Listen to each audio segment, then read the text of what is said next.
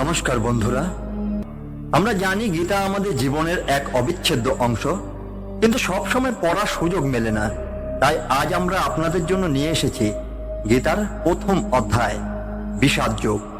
এটি এক গভীর অধ্যায়, যেখানে আমরা দেখতে পাই অর্জুনের অন্তর্দ্বন্দ্ব এবং তার আত্মসংকট।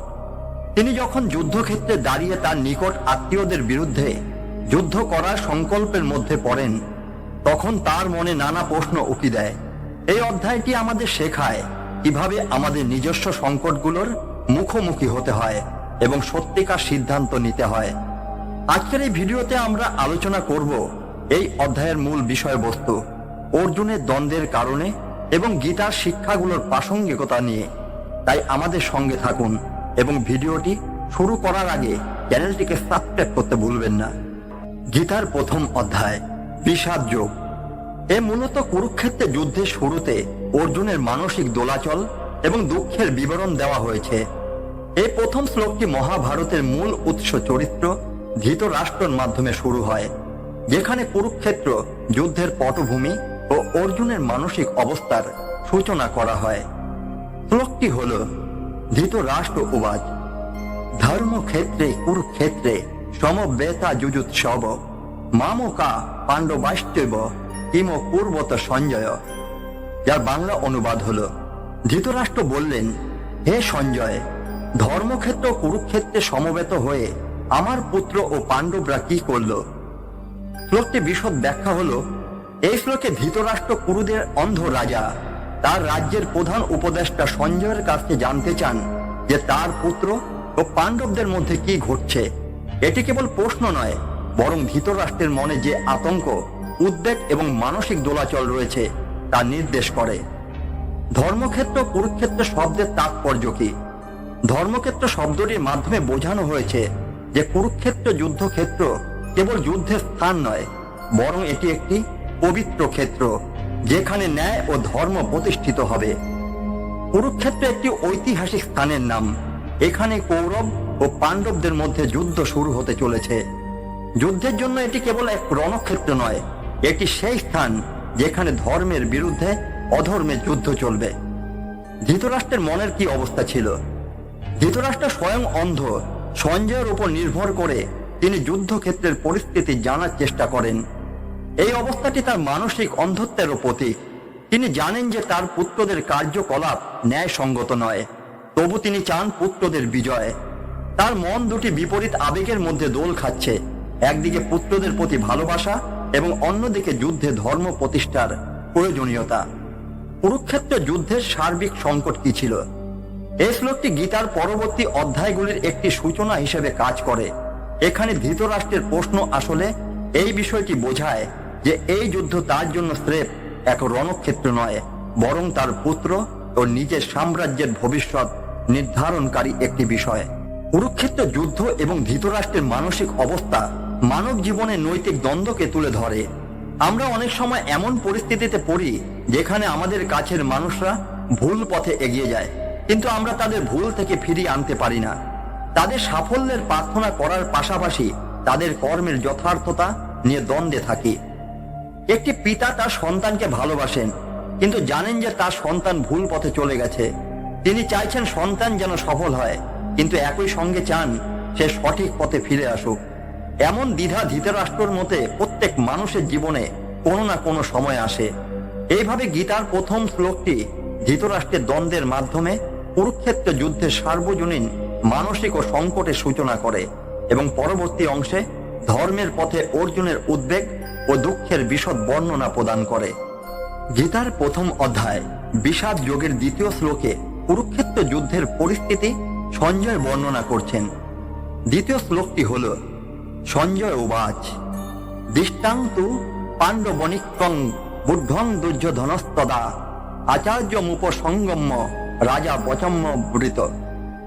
সঞ্জয় বললেন, তখন রাজা দুর্যোধন পাণ্ডবদের সেনাবাহিনীকে যুদ্ধের জন্য সুশৃঙ্খলভাবে সাজানো দেখে দ্রোণাচার্যের কাছে গিয়ে এই কথাই বলল। এই শ্লোকে সঞ্জয় ধৃতরাষ্ট্রকে জানান যে দুর্যোধন কেমন প্রতিক্রিয়া দেখিয়েছিলেন যখন সে পাণ্ডবদের সেনাবাহিনীকে যুদ্ধের জন্য প্রস্তুত ও সুসজ্জিত অবস্থায় দেখে দুর্যোধন পাণ্ডবদের শক্তিশালী সৈন্য বাহিনী দেখে দ্রোণাচার্যের কাছে গিয়ে তার উদ্বেগ প্রকাশ করে এবং পরিস্থিতি নিয়ে আলোচনা করে। তখন দুর্যোধনের মানসিক অবস্থা ঠিক এই রকম ছিল, ভীতি এবং উদ্বেগ। দুর্যোধন একজন ক্ষমতাশালী রাজা হলেও পাণ্ডবদের সুসজ্জিত এবং সুশৃঙ্খল সেনাবাহিনী দেখে তার মধ্যে এক ধরনের ভয় ও উদ্বেগ সৃষ্টি হয়। তার মন তখন দ্বিধাগ্রস্ত হয়ে ওঠে, যা তার মানসিক অস্থিরতা এবং আতঙ্ক প্রকাশ করে। অহংকার ও প্রতিযোগিতায় দুর্যোধন বরাবরই তার রাজস্ব ও ক্ষমতার ব্যাপারে অহংকারী ছিল এবং সে নিজেকে পাণ্ডবদের চেয়ে উচ্চ স্থানে দেখত। কিন্তু এই শৃঙ্খলিত ও সুসংগঠিত সেনাবাহিনী দেখে তার আত্মবিশ্বাসে চির ধরে এবং সে নিজের শ্রেষ্ঠত্বকে নিয়ে সন্দেহ বোধ করে। দ্রোণাচার্যের কাছে দুর্যোধনের যাওয়া এবং সেখানে গিয়ে তিনি কি বলেছিলেন? দ্রোণাচার্য ছিলেন কৌরবদের এবং পাণ্ডব উভয়ের গুরু এবং যুদ্ধবিদ্যার প্রশিক্ষক। দুর্যোধন পাণ্ডবদের শক্তি ও শৃঙ্খলা দেখে দ্বিধায় পড়ে এবং দ্রোণাচার্যের কাছ থেকে আশ্বস্ত হতে চায়। এই ঘটনায় বোঝা যায় যে দুর্যোধন একজন কূটনৈতিক এবং বুদ্ধিমান যোদ্ধা। সে সরাসরি যুদ্ধে লিপ্ত না হয়ে প্রথমে পরিস্থিতি বুঝতে চায় এবং সম্ভাব্য পরিণতি সম্পর্কে অবগত হতে চায়। দুর্যোধনের চরিত্র চিত্রণটি ঠিক কেমন ছিল? দুর্যোধনের এই আচরণ তার চরিত্রের দুর্বলতা এবং গভীর ভয় প্রকাশ করে। সে সময় নিজের শক্তি ও ক্ষমতার প্রদর্শন করে এসেছে, কিন্তু পাণ্ডবদের প্রস্তুতি দেখে তার মধ্যে যে উদ্বেগ সৃষ্টি হয় তা দেখায় যে তার মন তখন পুরোপুরি স্থির ছিল না। এই মনোভাব আসলে দ্বন্দ্বের জন্ম দেয়, যা তাকে সিদ্ধান্তহীনতায় ফেলে। কুরুক্ষেত্র যুদ্ধের মহৎ শিক্ষা ছিল এটাই। এই শ্লোকটি আমাদের শিখিয়ে দেয় যে শত্রুর শক্তি দেখলে প্রথমে বিচলিত না হয়ে আমাদের উচিত সঠিকভাবে পরিস্থিতি বিশ্লেষণ করা এবং সঠিক পদক্ষেপ নেওয়া। দুর্যোধনের মতো অহংকারী ব্যক্তির জন্য এটি আরো প্রাসঙ্গিক, কারণ সে আগে থেকেই পাণ্ডবদের দুর্বল মনে করছিল। বর্তমান জীবনে আমরা অনেক সময় এমন পরিস্থিতিতে পড়ি যেখানে আমাদের প্রতিদ্বন্দ্বীর শক্তি ও প্রস্তুতি দেখে আমরা অনিশ্চিত বোধ করি। উদাহরণসমূহ একটি উদাহরণ হলো, একজন ব্যবসায়ী যখন বাজারে নতুন প্রতিযোগী দেখে তার প্রাথমিক প্রতিক্রিয়া হতে পারে অস্থিরতা ও উদ্বেগ। সে প্রতিযোগী শক্তি দেখে বিচলিত হয়, কিন্তু যদি সে বিচক্ষণতার সঙ্গে তার ব্যবসার পরিকল্পনা সাজায় তবে সে প্রতিযোগিতাকে আরো সফলভাবে মোকাবিলা করতে পারবে। একজন ছাত্র পরীক্ষার আগে অন্য সহপাঠীর প্রস্তুতি দেখে ভীত হতে পারে, কিন্তু যদি সে তার মনোযোগ নিজের প্রস্তুতিতে রাখে এবং সঠিক কৌশল নিয়ে এগোয় তবে সেই ছাত্র সফল হতে পারে। এইভাবে গীতার এই শ্লোকটি আমাদের শেখায় যে প্রতিকূল পরিস্থিতিতে বিচলিত না হয়ে সঠিকভাবে বিশ্লেষণ করা এবং শক্তি সঞ্চয় করে এগিয়ে যাওয়াই সর্বোত্তম পথ। গীতার প্রথম অধ্যায় বিষাদ যোগের ৩য় শ্লোকে দুর্যোধন কুরুক্ষেত্র যুদ্ধের আগে তার সেনাপতি দ্রোণাচার্যের সামনে পাণ্ডবদের সেনাবাহিনী নিয়ে কথা বলছেন। এই শ্লোকটি হল, পশ্যৈত্তাং পাণ্ডু পুত্র নামাচার্য মহর্তি চমুম বুদ্ধাং দ্রুপদ পুত্রেন তব শিষ্যন ধীমতা। হে আচার্য, দেখুন এই পাণ্ডু পুত্রদের বিশাল সেনাবাহিনী, যা আপনার জ্ঞানী শিষ্য দ্রুপদ পুত্র ধৃষ্টদ্যুম্ন দ্বারা সুশৃঙ্খল ভাবে সাজানো হয়েছে। এই শ্লোকে দুর্যোধন দ্রোণাচার্যের কাছে কৌশলে তার উদ্বেগ প্রকাশ করেন এবং পাণ্ডবদের শক্তিশালী ও সুশৃঙ্খলিত সেনাবাহিনী দেখে ইঙ্গিত করেন দ্রোণাচার্য, যিনি পাণ্ডব ও কৌরব উভয়ের শিক্ষক ছিলেন, তারই এক শিষ্য ধৃষ্টদ্যুম্ন পাণ্ডবদের সেনাবাহিনীকে সাজিয়ে তুলছেন। পশ্য শব্দের তাৎপর্য কি? দুর্যোধন এখানে পশ্য শব্দের মাধ্যমে দ্রোণাচার্যকে বলছেন, দেখুন, এই শব্দটি ব্যবহার করে দুর্যোধন তার গুরু দ্রোণাচার্যের মনোযোগ আকর্ষণ করতে চান। সে দ্রোণাচার্যকে মনে করিয়ে দিতে চায় যে তার ওই শিক্ষা প্রাপ্ত শিষ্য এখন পাণ্ডবদের নেতৃত্ব দিচ্ছে। কৌশলী মনোভাবে দুর্যোধনের এই উক্তির মাধ্যমে বোঝা যায় যে সে কৌশলে দ্রোণাচার্যের অনুভূতিকে নাড়া দিতে চায়, যেন দ্রোণাচার্য তার প্রতি অনুগত থাকেন এবং তাদের পক্ষ থেকে সর্বাত্মকভাবে যুদ্ধ করেন। দ্রোণাচার্যের শিষ্য ছিলেন দুষ্টদ্যুম্ন। দুষ্টদ্যুম্ন ছিলেন দ্রুপদ পুত্র, যিনি দ্রৌপদীর ভাই এবং একজন বিশিষ্ট যোদ্ধা। দ্রোণাচার্য তাকে যুদ্ধবিদ্যা শিখিয়েছিলেন। তবে কৌতূহলজনকভাবে দুষ্টদ্যুম্নের জন্মই হয়েছিল দ্রোণাচার্যকে হত্যা করার জন্য। এই ঘটনার মধ্যে দিয়ে কুরুক্ষেত্রের যুদ্ধের পরিস্থিতি আরো জটিল হয়ে ওঠে।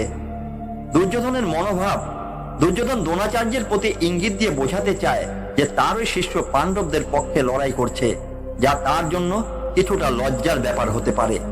দুর্যোধনের উদ্দেশ্য ছিল দ্রোণাচার্যকে তার পক্ষেই পুরোপুরি আকৃষ্ট করা। দুর্যোধনের মানসিক অবস্থা ও কৌশল ছিল এরকম। এই শ্লোকে দুর্যোধনের মনোভাবে দ্বন্দ্ব ফুটে ওঠে। একদিকে সে পাণ্ডবদের শক্তি দেখে চিন্তিত, আর অন্যদিকে দ্রোণাচার্যের মনোযোগ আকর্ষণ করে নিজ পক্ষে সমর্থন জোরদার করতে চায়। দুর্যোধন একজন রাজনীতিক এবং কৌশলী নেতা হিসেবে নিজেকে প্রতিষ্ঠিত করতে চায়।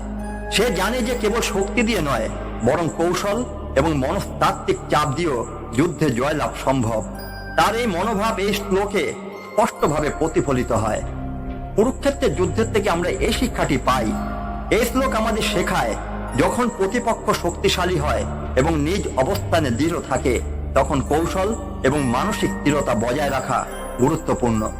দুর্যোধন এখানে কৌশলে তার সেনাপতিকে অনুপ্রাণিত করতে চেয়েছে এবং সেই সাথে তাকে বোঝাতে চেয়েছে যে শত্রুপক্ষ বেশ শক্তিশালী।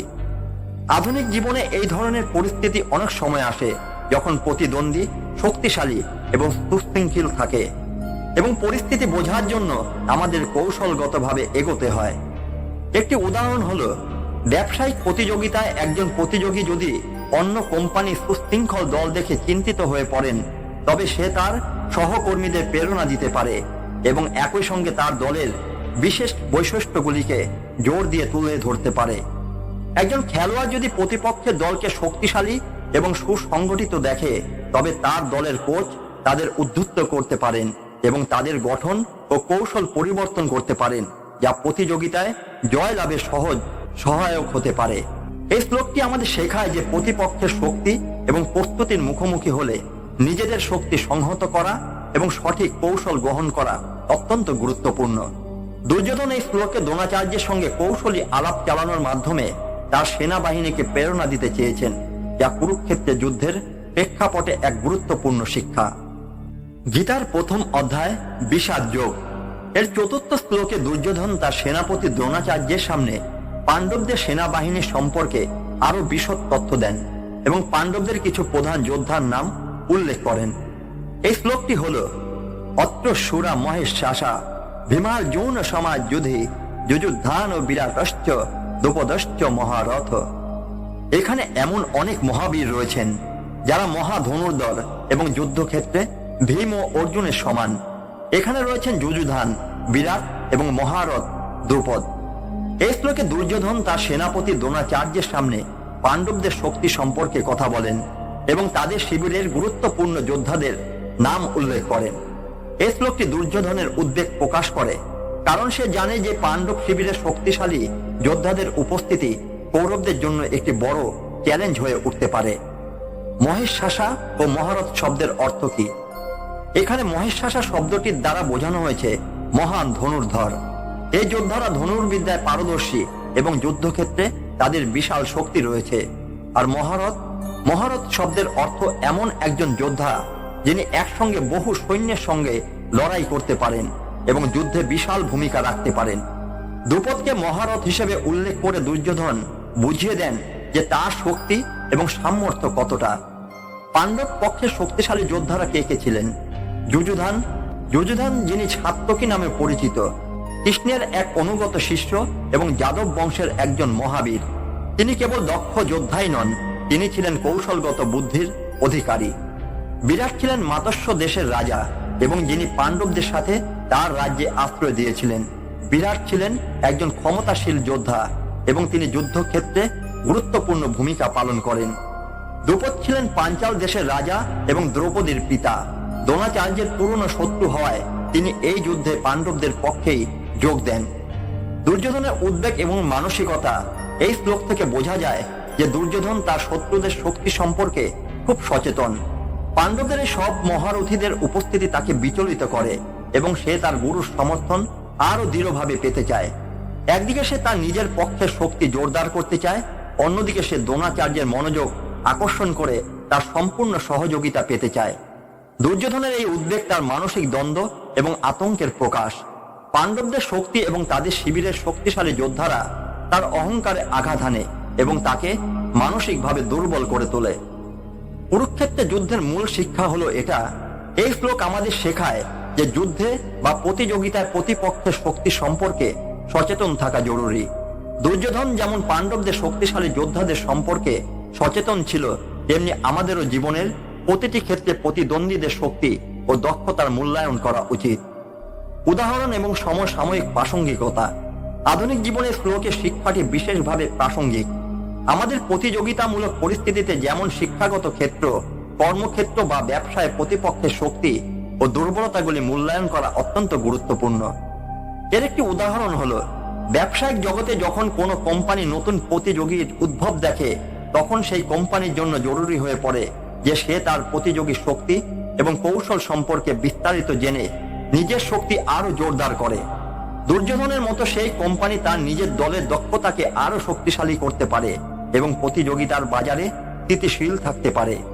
পরীক্ষার প্রস্তুতির সময় একজন ছাত্র তার সহপাঠীদের প্রস্তুতির স্তর দেখে অনুপ্রাণিত হতে পারে এবং তাদের মতো সফল হতে নিজের পরিকল্পনা পুনর্বিবেচনা করতে পারে। দুর্যোধনের এই শ্লোকের মাধ্যমে আমাদের বোঝানো হয়েছে যে কেবল শত্রুর শক্তি সম্পর্কে সচেতন থাকাই যথেষ্ট নয়, বরং নিজের শক্তি জোরদার করাও গুরুত্বপূর্ণ। এই শ্লোকটি দুর্যোধনের আতঙ্ক, পাণ্ডবদের শক্তির সচেতনতা এবং যুদ্ধক্ষেত্রে কৌশলগত দিকগুলি তুলে ধরে। এটি আমাদের শেখায় যে সফল হতে হলে প্রতিপক্ষের শক্তি সম্পর্কে সচেতন থাকা এবং নিজেদের শক্তি বাড়ানো উচিত। দুর্যোধনের এই কথার মাধ্যমে বোঝা যায় যে তিনি পাণ্ডবদের শক্তির প্রতি শ্রদ্ধাশীল ছিলেন এবং সেই শক্তিকে হালকাভাবে নেননি। গীতার প্রথম অধ্যায় বিষাদ যোগের পঞ্চম শ্লোকে দুর্যোধন তার গুরু দ্রোণাচার্যের সামনে পাণ্ডবদের শিবিরের আরো কিছু শক্তিশালী যোদ্ধার নাম উল্লেখ করেন।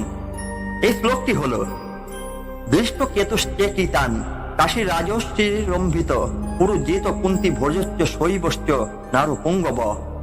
এখানে আরো অনেক মহান যোদ্ধা রয়েছেন, যেমন দৃষ্টকেতু, চেকিতান, কাশীরাজ, পুরুজিত, কুন্তিভোজ এবং মহাবীর শৈব্য। এই শ্লোকে দুর্যোধনে আরো বেশ কয়েকজন পাণ্ডবদের প্রধান যোদ্ধার নাম উল্লেখ করেন, যারা প্রত্যেকেই যুদ্ধক্ষেত্রে গুরুত্বপূর্ণ ভূমিকা পালন করতে সক্ষম। দুর্যোধন এইভাবে পাণ্ডবদের শিবিরের শক্তি এবং দক্ষতা তুলে ধরতে চেয়েছেন এবং সেই সঙ্গে তিনি তার গুরু দ্রোণাচার্যের মনোযোগ আকর্ষণ করতে চান। পাণ্ডব পক্ষের প্রধান যোদ্ধাদের পরিচয় ছিল এরকম। দৃষ্টকেতু ছিলেন চেদি রাজ্যের রাজা। তিনি ছিলেন পাণ্ডবদের পক্ষের একজন বিশিষ্ট যোদ্ধা এবং যুদ্ধে বিশেষভাবে দক্ষ ছিলেন। চেকিতান ছিলেন যাদব বংশের একজন বীর যোদ্ধা। তিনি কৃষ্ণের ঘনিষ্ঠ বন্ধু এবং কৌরবদের বিরুদ্ধে যুদ্ধে পাণ্ডবদের শক্তিশালী সমর্থক ছিলেন। কাশীরাজ অর্থাৎ কাশীর রাজা, যিনি ছিলেন সৌর বংশীয় এবং কাশী দেশের একজন প্রধান যোদ্ধা। তিনি ছিলেন ধনুর্বিদ্যায় পারদর্শী এবং পাণ্ডবদের পক্ষে যুদ্ধ করেন। পুরুজিত কুন্তির ভাই এবং কুন্তিভোজের ভাইপো ছিলেন। তিনি পাণ্ডবদের পরিবারের একজন এবং অত্যন্ত শক্তিশালী যোদ্ধা ছিলেন। কুন্তিভোজ কুন্তির পিতা এবং পাণ্ডবদের মাতামহ ছিলেন। তিনি পাণ্ডবদের প্রতি অত্যন্ত অনুগত ছিলেন এবং যুদ্ধে পাণ্ডবদের সাহায্য করতে এসেছিলেন। শৈব্য ছিলেন শিবির নামক রাজ্যের রাজা এবং একজন অত্যন্ত সাহসী যোদ্ধা। তিনি তার শৌর্যের জন্য পরিচিত ছিলেন এবং কুরুক্ষেত্রের যুদ্ধেও গুরুত্বপূর্ণ ভূমিকা পালন করেন। দুর্যোধনের উদ্বেগ এবং মানসিক অবস্থার কারণ। এই শ্লোকে দুর্যোধনের উদ্বেগ আরো স্পষ্ট হয়ে ওঠে। তিনি বুঝতে পারেন যে পাণ্ডবদের সেনাবাহিনী কেবল সংখ্যায় বড় নয়, বরং দক্ষ ও শক্তিশালী যোদ্ধাদের নিয়ে গঠিত। তিনি তার মনোযোগ দ্রোণাচার্যের দিকে আকৃষ্ট করতে চান এবং বোঝাতে চান যে কৌরবদের জয় সহজ হবে না। দুর্যোধনের এই উদ্বেগ ও দোলাচল আমাদের জীবনের মানসিক দ্বিধা এবং সংকটের প্রতীক। দুর্যোধনের কৌশলী মনোভাব কি ছিল? এই শ্লোকে দুর্যোধনের কৌশলী মনোভাব ফুটে ওঠে। তিনি দ্রোণাচার্যের সামনে পাণ্ডবদের শক্তি বর্ণনা করে তার গুরুকে মনস্তাত্ত্বিকভাবে প্রভাবিত করতে চান। তিনি চান দ্রোণাচার্য যেন পুরোপুরি কৌরবদের পক্ষ নিয়ে যুদ্ধ করেন। এইভাবে তিনি তার গুরুর মধ্যে আরো উদ্দীপনা আনতে চান। এই শ্লোকে আমাদের শেখায় যে যুদ্ধে বা যে কোনো প্রতিযোগিতায় প্রতিপক্ষের শক্তি ও দক্ষতা সম্পর্কে সচেতন থাকা অত্যন্ত জরুরি। দুর্যোধন যেমন পাণ্ডবদের শক্তি সম্পর্কে সচেতন ছিলেন, তেমনি আমাদেরও উচিত প্রতিযোগিতার ক্ষেত্রে প্রতিপক্ষের শক্তি ও দুর্বলতাগুলি মূল্যায়ন করা। আধুনিক জীবনে এই শ্লোকের শিক্ষাটি বিশেষভাবে প্রাসঙ্গিক। আমাদের প্রতিযোগিতামূলক পরিস্থিতিতে যেমন শিক্ষাগত ক্ষেত্র, কর্মক্ষেত্র বা ব্যবসায় প্রতিপক্ষের শক্তি ও দক্ষতার মূল্যায়ন অত্যন্ত গুরুত্বপূর্ণ। এর একটি উদাহরণ হলো, ব্যবসায়িক জগতে যদি কোনো কোম্পানি নতুন প্রতিযোগীর উদ্ভব দেখে, তবে সেই কোম্পানির জন্য জরুরি হয়ে পড়ে যে সে তার প্রতিযোগীর শক্তি এবং কৌশল সম্পর্কে বিস্তারিত জেনে নিজেদের শক্তি আরো জোরদার করে। পরীক্ষার প্রস্তুতির সময় একজন ছাত্র তার সহপাঠীদের প্রস্তুতির স্তর দেখে অনুপ্রাণিত হতে পারে এবং তাদের মতো সফল হতে নিজের পরিকল্পনা পুনর্বিবেচনা করতে পারে। দুর্যোধনের এই শ্লোকের মাধ্যমে আমাদের বোঝানো হয়েছে যে কেবল শত্রুর শক্তি সম্পর্কে সচেতন থাকাই যথেষ্ট নয়, বরং নিজের শক্তি জোরদার করাও গুরুত্বপূর্ণ। এই শ্লোকটি দুর্যোধনের উদ্বেগ, পাণ্ডবদের শক্তি সম্পর্কে সচেতনতা এবং যুদ্ধক্ষেত্রে কৌশলগত দিকগুলি তুলে ধরে।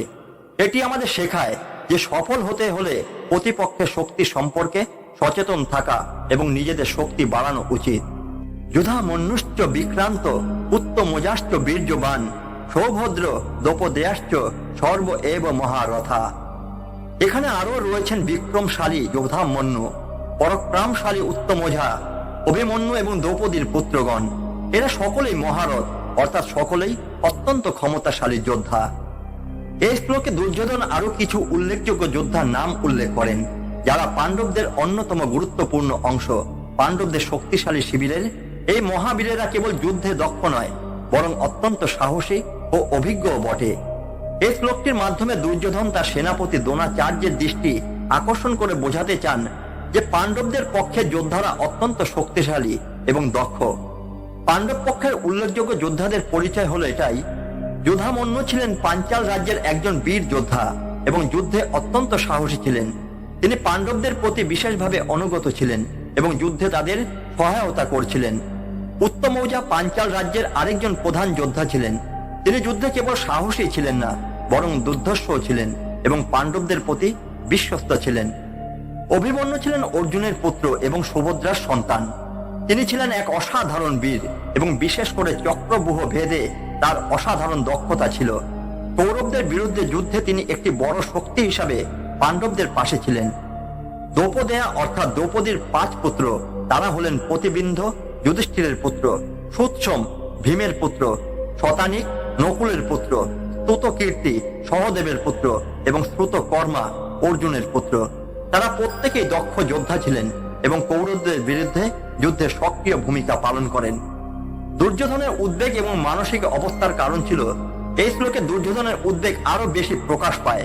তিনি বুঝতে পারেন যে পাণ্ডবদের শিবিরে শুধু সংখ্যাই নয়, বরং দক্ষ ও অভিজ্ঞ যোদ্ধারা রয়েছেন, যারা যুদ্ধে বিশাল ভূমিকা রাখতে সক্ষম। যুধামন্যু, উত্তমৌজা, অভিমন্যু এবং দ্রৌপদীর পুত্রদের কথা উল্লেখ করে দুর্যোধন তার সেনাপতি দ্রোণাচার্যকে বোঝাতে চান যে কৌরবদের জন্য এই যুদ্ধ সহজ হবে না। দুর্যোধনের কৌশলগত চিন্তা ছিল, দুর্যোধন এখানে তার গুরুকে পরোক্ষভাবে বুঝিয়ে দিতে চান যে তার ছাত্ররা এখন শত্রুদের পক্ষে এবং সেই পক্ষ শক্তিশালী যোদ্ধা দিয়ে পরিপূর্ণ। একদিকে দুর্যোধন পাণ্ডবদের শক্তির প্রশংসা করছেন, অন্যদিকে তার নিজের মনোভাবকে স্থির রাখতে চাইছেন। তিনি দ্রোণাচার্যের উপর এমন প্রভাব ফেলতে চাচ্ছেন যাতে তিনি কৌরবদের পক্ষে সম্পূর্ণভাবে লড়াইয়ে নিয়োজিত হন এবং কৌরবদের শক্তি বাড়াতে আরো বেশি সহায়ক হন। কুরুক্ষেত্রের যুদ্ধের শিক্ষা। এই শ্লোকটি আমাদের শেখায় যে প্রতিযোগিতামূলক পরিস্থিতিতে প্রতিপক্ষের শক্তি সম্পর্কে সচেতন থাকা জরুরি। যেমন দুর্যোধন এখানে পাণ্ডবদের শক্তি সম্পর্কে সচেতন ছিলেন, তেমনি আমাদেরও জীবনের বিভিন্ন ক্ষেত্রে প্রতিযোগিতার ক্ষেত্রে সতর্ক থাকতে হয় এবং পরিস্থিতি অনুযায়ী পদক্ষেপ গ্রহণ করতে হয়। আধুনিক জীবনে শ্লোকের শিক্ষাটি বিশেষভাবে প্রাসঙ্গিক। জীবনের প্রতিযোগিতায় আমরা যদি প্রতিদ্বন্দ্বীদের শক্তি ও দক্ষতা সম্পর্কে সজাগ থাকি, তাহলে সঠিক কৌশল প্রয়োগ করে সফল হওয়ার সম্ভাবনা বৃদ্ধি পায়। একটি উদাহরণ হলো, কর্পোরেট জগতে এক কোম্পানি তার প্রতিদ্বন্দ্বী কোম্পানির প্রধান দল এবং তাদের দক্ষতা সম্পর্কে বিশদ জেনে নিজেদের ব্যবসায়িক কৌশল নির্ধারণ করতে পারে। দুর্যোধনের মতো সেই কোম্পানি তার দলকে সচেতন করার প্রতিযোগিতামূলক শক্তি বৃদ্ধি করতে পারে। একজন খেলোয়াড় তার প্রতিপক্ষ দলের সদস্যদের দক্ষতা এবং দুর্বলতাগুলি জানলে তার নিজস্ব দলের শক্তি ও কৌশল আরো উন্নত করতে পারে। দুর্যোধনের এই শ্লোকের মাধ্যমে আমাদের বোঝানো হয়েছে যে কেবল শত্রুর শক্তি সম্পর্কে সচেতন থাকাই যথেষ্ট নয়, বরং নিজের শক্তি জোরদার করার গুরুত্বপূর্ণ। এই শ্লোকটি দুর্যোধনের উদ্বেগ, পাণ্ডবদের শক্তি সম্পর্কে সচেতনতা এবং যুদ্ধক্ষেত্রে কৌশলগত দিকগুলি তুলে ধরে। এটি আমাদের শেখায় যে সফল হতে হলে প্রতিপক্ষের শক্তি সম্পর্কে সচেতন থাকা এবং নিজেদের শক্তি বাড়ানো উচিত। গীতার প্রথম অধ্যায়ে বিষাদ যোগের 7ম শ্লোকে দুর্যোধন দ্রোণাচার্যের সামনে কৌরবদের পক্ষে শক্তি ও তাদের সেনাবাহিনীর ক্ষমতা তুলে ধরার চেষ্টা করেন। তিনি তার নিজ বাহিনীর শক্তি বর্ণনা করে এই যুদ্ধের জন্য আত্মবিশ্বাসের দৃঢ়তা প্রকাশ করতে চান।